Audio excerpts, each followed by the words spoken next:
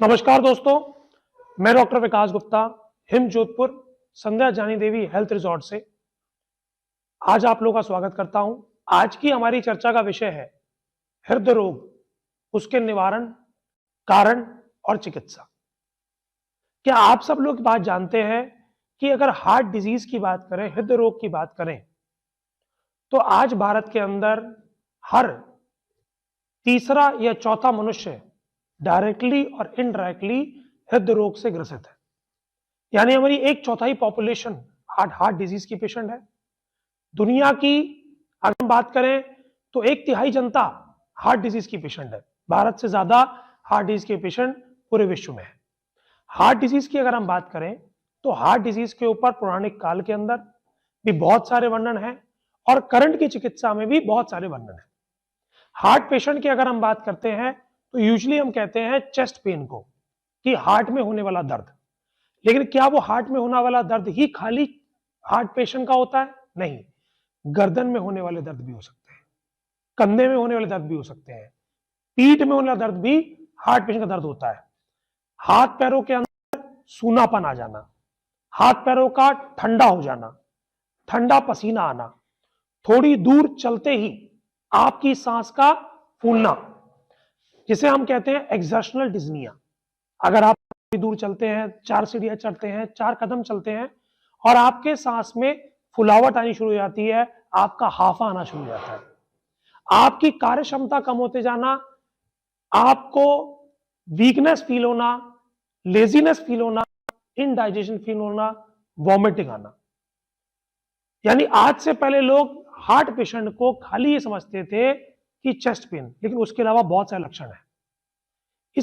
इसके अनुसार अगर हम बात करें हार्ट डिजीज की, तो पौराणिक काल में अगर हम चर्चा करें तो उसके क्या कारण होते थे, जरा उसको देखते हैं। जैसा कि मेरे पास आज एक पेपर है, ये हमने एक बहुत ही पुरानी किताब भागाश निघंटू से निकाला, और वो किताब क्या कहती है? नित्यंत अत्यंत उष्ण गुरु, उसके बाद अमल कसैला तिक्त, इसका पदार्थ का सेवन करना, परिश्रम अभिघात और भोजन के बाद दोबारा भोजन करना, यानी पिछला भोजन पचा नहीं और आपने फिर से भोजन कर लिया। उसके बाद राज भया, यानी कि बहुत ज्यादा डर का व्याप्त हो जाना, निद्रा का नाश होना। ये निरंतर अगर कोई चिंताग्रस्त है, उन लोगों के अंदर वातिक, पैतिक, श्लेष्मिक और सन्निपातक एवं कृमि 5 प्रकार के हृदय रोग का वर्णन आज से 5000 साल पहले कर दिया गया। यानी अगर आपकी मॉडर्न टेक्नोलॉजी के हिसाब से देखा जाए तो आज क्या होता है? एक्सेसिव स्मोकिंग करना, अल्कोहल का इंटेक करना, स्ट्रेस ज्यादा लेना, डायबिटीज होना, किडनी फेलियर होना, देन आपको अस्थमैटिक अटैक पड़ता है या आपको सीओपीडी की बीमारी है, उन पेशेंट में होना, अनीमिया होना, खून की कमी होना, आपकी कोलेस्ट्रॉल की मात्रा ज्यादा होना, डिसलिपिडीमिया आपकी बॉडी में ज्यादा होना, जिसे आप कह सकते हो कोलेस्ट्रॉल बढ़ने की वजह से, इनडाइजेशन की वजह से। इसी प्रकार हमने अभी एक कार्डिक जर्नल भी निकाला है। ये जर्नल अगर हम बात करें तो कार्डिक सोसाइटी लिखा है what causes coronary artery disease, heart की बीमारियां किन किन कारणों से आती है। तो उन्होंने सबसे पहले इसके अंदर जो रीजन दिया वो दिया आर्थ्रियोस्क्लेरोसिस क्यों होता है, यानी खून का तक्का जम जाना हार्ट के अंदर, हार्ट की नसों में, हार्ट की जो मेन आर्टरी है उनमें खून का जमा हो जाना। वो क्यों जमता है? क्योंकि आपका लिवर कोलेस्ट्रॉल को डाइजेस्ट नहीं कर पाता, पचा नहीं पाता, यानी इनडाइजेशन। उसी प्रकार उन्होंने क्या बोला कि जब ये खून का कतरा हार्ट की नसों में जाके अटक जाता है तो वहां पर ऑक्सीजन सप्लाई घट जाती है, जिसकी वजह से हार्ट की मसल्स वीक होनी शुरू होती हैं और वो हार्ट फेलियर हो जानी शुरू होती हैं। इसी प्रकार उन्होंने बताया कि ऐसे लोग जिनकी लाइफस्टाइल में ऐसा फैट हो जो हेवी हो, जो लोग फिजिकल एक्टिविटी यानी कि व्यायाम नहीं करते निरंतर, जो लोग स्लीप डिप्रिवेशन यानी आज की दौड़ भाग की जिंदगी में जो 6 से 7 घंटे प्रॉपर साउंड स्लीप नहीं लेते, वह भी हार्ट के पेशेंट होते हैं।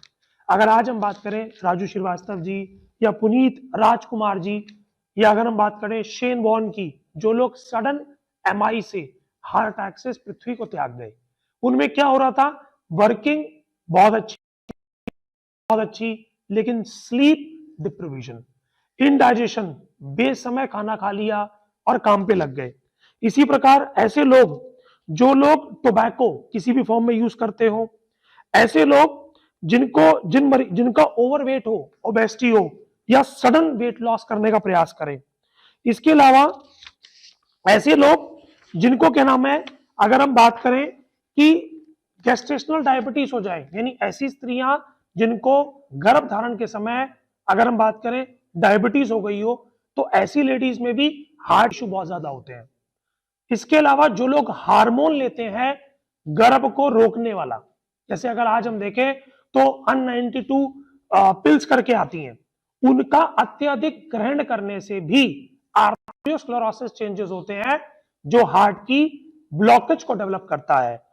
ऐसी लेडीज जिनका अर्ली मेंस्ट्रुएशन हो गया हो स्टॉप, यानी 40 साल से कम उम्र की स्त्रियों में अगर महीना आना बंद हो गया, तो वो आने वाले 4-5 साल में हार्ट की पेशेंट डेवलप हो जाएंगी। क्यों? क्योंकि स्त्री की शुद्धि, प्यूरिफिकेशन कौन करता है? हार्ट आपका मेंस्ट्रुअल साइकिल करता है, जिससे आपका ब्लड का प्यूरिफिकेशन हो जाता है। इसी प्रकार उन्होंने क्या बोला कि अब इसको डायग्नोसिस, इसको पहचानने के तरीके क्या हैं? आपका बीपी फ्लक्चुएट करता है, कभी हाई रहता है, कभी लो रहता है, वो एक बहुत बड़ा कारण है। आप जब कभी भी 10 कदम चलते हो, आपको सांस फूलने लगता है, आप हर बात में घबराने लगे हैं, आपके मन में डर बैठ गया है, ये हार्ट के पेशेंट के लक्षण होते हैं। परंतु इसी प्रकार हम देखें, मायोकार्डियल इंफेक्शन की बात करें, जो हार्ट में ब्लॉकेज की बात होती है, वो क्या कहते हैं? चेस्ट पेन होना, शॉर्टनेस होना, नोजिया होना, फेंट होना, हाथ पैरों का ठंडा हो जाना, और स्टमक पेन। स्टमक पेन कहां पर? एपिगैस्ट्रिक रीजन में। इसी प्रकार इसके अलावा कहते हैं और कौन से पेनों को हम कई बार हार्ट का पेन मान लेते हैं? हम हार्ट पेन मान लेते हैं। आपको निमोनिया हुआ, उससे चेस्ट पेन हुआ, उसको आपने हार्ट का पेन मान लिया। आपको गैस्ट्राइटिस का पेन हो रहा है, जिसको आपने हार्ट पेन मान लिया। इसी प्रकार कोई ट्रॉमा हो गया हो, कोई चोट हो गई हो, रिब्स में फ्रैक्चर हो गया, उसको हार्ट पेन मान लिया। टीबी आपके लंग्स में हो गया है, उसको आपने हार्ट पेन मान लिया। तो इसके लिए करेक्ट डायग्नोसिस होना बहुत जरूरी है। अगर आपने अपने जो लक्षण मैंने आपको बताया, इसका सही समय पर उपचार अगर हम नहीं करते हैं, तो अगली कॉम्प्लिकेशन है कार्डियोजेनिक शॉक का होना, यानी आपका हार्ट पंपिंग कैपेसिटी छोड़ देगा, आपका हार्ट निरंतर वीक होता चला जाएगा। निरंतर वीक होने से डेवलपमेंट आपकी बॉडी में क्या होगा कि आपका हार्ट की जो पंपिंग कैपेसिटी है वो रिड्यूस हो जाएगी।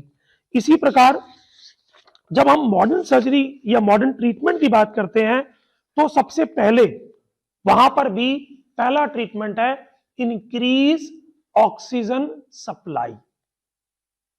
इंक्रीज ऑक्सीजन सप्लाई का मतलब है कि आपको आपके हार्ट की आर्टरीज को सबसे पहले ऑक्सीजन चाहिए, क्योंकि इस्चीमिया हो रहा है, ऑक्सीजन हार्ट की वेसल्स को नहीं मिल रहा। अब वो ऑक्सीजन की मात्रा कैसे बढ़ाई जाएगी, उसकी अभी हम चर्चा करेंगे। उसके अलावा अगला होता है ब्लड सप्लाई को सुचारू रूप से फिर चालू करना, उसकी हम आज चर्चा करेंगे।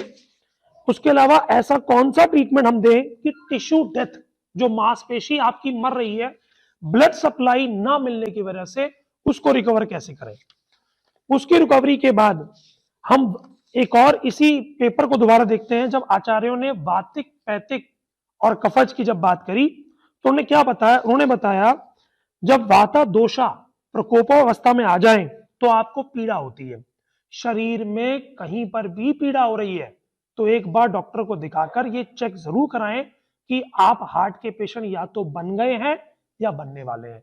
कई बार सर्वाइकल पेन हार्ट की वजह से रेफर हो रहा होता है, कई बार हाथ का दर्द जो है कार्डियक पेशेंट को रेफर हो रहा होता है। इसी प्रकार जब हम पित्त की बात करते हैं, पैतिक की, तो छाती में निरंतर जलन रहना, आपको बार बार प्यास लगना, आपका मुंह सूख जाना। इसी प्रकार आपके मुंह में आपको हमेशा कैसा लगना कि आग जैसी चल रही है, और सुई चुभने जैसी अगर पीड़ा आपको हो रही है, तो आप ये मान के चलें कि पैतिक शूल की तरफ आप जा रहे हैं। इसी प्रकार कई ऐसे पेशेंट में क्या पाया जाता है कि ऐसे पेशेंट में मूर्छा हो जाती है, यानी बार बार फेंटिंग के एपिसोड आते हैं। अगर हम जब कफ की बात कहते हैं, अगर कफ बढ़ने की यानी हैवीनेस ऑफ द चेस्ट होने की वजह से है, तो ऐसे पेशेंट में मुंह में स्राव आना, भोजन में अरुचि हो जाना, उसके अलावा जड़ता, आपको ऐसा लगेगा आपका हार्ट पत्थर जैसा हो गया है, फिक्स हो गया है। ये हमारे आचार्यों ने 5000 साल पहले किया, जो आजकल मॉडर्न से बिल्कुल ही सिमिलर तरीके से मैच करता है। अब ये हमने आज बात करी कि हमें हार्ट की डिजीज को पहचानना है जब हम बात कर रहे हैं कोरोनरी आर्टरी डिजीज, और उसके साथ में हम बात कर रहे हैं मायोकार्डियल इंफार्क्शन की। अब हम इसकी चिकित्सा की बात करेंगे। इसके साथ में आज के हमारे सेशन में हमारे साथ जो और डॉक्टर्स अवेलेबल हैं, डॉक्टर हनुमान राम जी हैं, जो आपको हार्ट में होने वाली फेलियर के बारे में बताएंगे कि फेलियर क्यों होता है, उसकी क्या चिकित्सा होगी। हमारे साथ डॉक्टर गोविंद जी हैं, जो आपको कॉल पल्मोनरी, सीओपीडी और प्लुमनरी आर्टरी हाइपरटेंशन के बारे में बताएंगे। डॉक्टर कनिका हमारे साथ हैं, डॉक्टर कनिका भी हार्ट की विभिन्न और बीमारियों के बारे में हमें बताएंगे। तो जैसा भी मैंने आपको भी बताया कि आज तक आप हार्ट की बीमारियां सिर्फ क्या समझते थे, हार्ट की नसों की ब्लॉकेज। अगर हार्ट की नसों की ब्लॉकेज के अंदर हम बात करें, तो आज सबसे पहला डेमो हम लेंगे कि ब्लॉकेज को कैसे खोलना है। तो सबसे पहले आप देख रहे हैं हमारे सामने हमने ली लहसुन। कोलेस्ट्रॉल को डाइजेस्ट करने के लिए सबसे बेस्ट ट्रीटमेंट है लहसुन। लहसुन के साथ हम लेंगे थोड़ा सा दूध और थोड़ा सा लेंगे पानी। तो हम इसका डेमो स्टार्ट करते हैं कि इसको बनाना कैसे है। मोहित जी आ जाइए, गैस को ऑन करेंगे, गैस को ऑन करेंगे जी। इसमें हमने डालना है पहले पानी।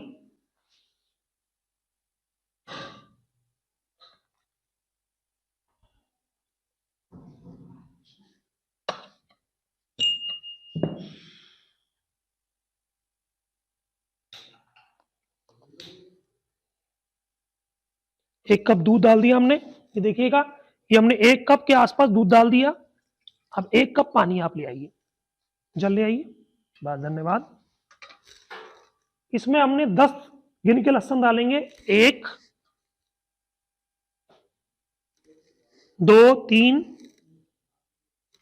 4 5 6 7 8 9 और ये 10।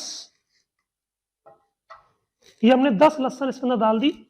1 कप दूध डाला और 1 कप हमने पानी डाल दिया। अब इसको तब तक बॉईल करना है जब तक ये इसके अंदर 1 कप ना रह जाए। जब तक 1 कप बनेगा, 1 कप को आपने छान लेना है। छान लेने के बाद जब 1 कप रह जाए, इसको लगातार 30 दिन तक पिए। 30 दिन तक अगर आप लगातार पीते हैं तो आपकी हार्ट की ब्लॉकेज खत्म हो जाती है।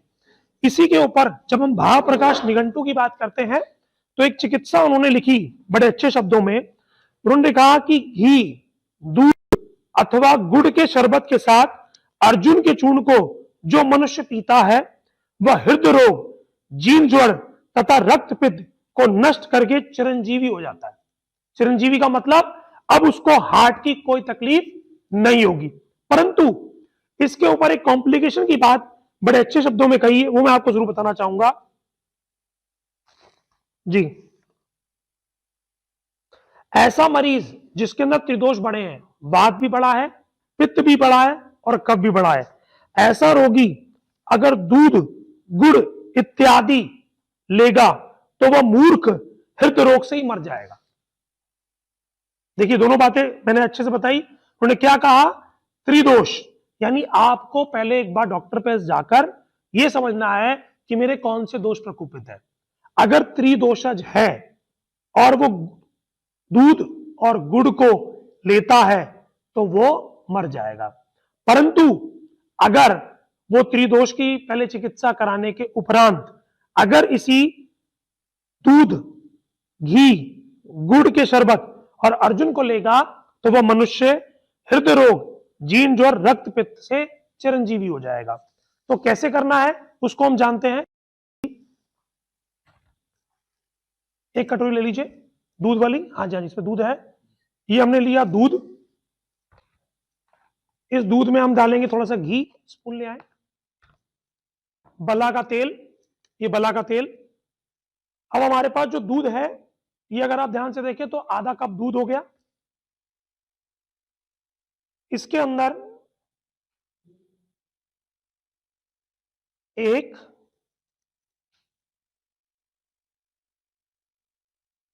2 बला का तेल डाला हमने, और ये डाला हमने घी। तो दूध हो गया, घी हो गया, और गुड़, गुड़ ये हमने डाल दिया। अब डालेंगे इसके अंदर हम अर्जुन, ये है अर्जुन की छाल का चूर्ण।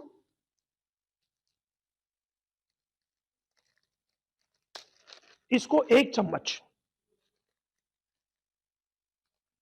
ये अर्जुन की छाल का चूर्ण हमने डाला 1 चम्मच। और अभी इसमें हम मिलाएंगे गुड़। मिलाने के उपरांत इसको मिला लेंगे अच्छे से। दूध गर्म हो तो बहुत उत्तम है, क्योंकि सब कुछ अच्छे से मिल जाएगा। और अभी हम इसको बॉईल करेंगे गुड़ डाल के, और इसको फिर पी जाएंगे। ये दिन में कितनी बार पीना है? हृदय के रोगी को सुबह और शाम दोनों टाइम पीना है। अब आप इसमें कहेंगे कि घी तो हार्ट के पेशेंट को और आप यहां पर तेल और घी दोनों डाल रहे हैं। मैं आपको फिर रिपीट कहता हूं, वातिक अगर वात का प्रकोप है तो उसकी उत्तम चिकित्सा है उसको पेशेंट को घी दिया जाए।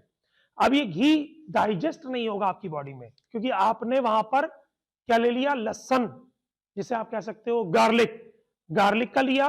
तो अब आपकी डाइजेस्टिव कैपेसिटी लिवर की बहुत एक्टिव हो गई है। उसकी एक्टिविटी बढ़ने के बाद आपकी बॉडी में अब इस घी को जो डाइजेस्ट नहीं होगा, लेकिन आपकी मांसपेशियां जो डेड हो गई थी, टेम्पररी डेड हो गई थी, उनकी रिकवरी ये इमीडिएटली करेगा। ये घी वाली बात मैंने आपको इसलिए आपको बताई है क्योंकि ये क्लासिक्स किताबों में लिखा है। क्योंकि बहुत से लोग मुझे कहेंगे कि डॉक्टर साहब आप घी देके मरीजों को मारेंगे, जबकि बुक्स में क्या लिखा है कि अगर घी ले लिया गया जिस प्रकार मैंने बताया तो चिरंजीवी हो जाएंगे।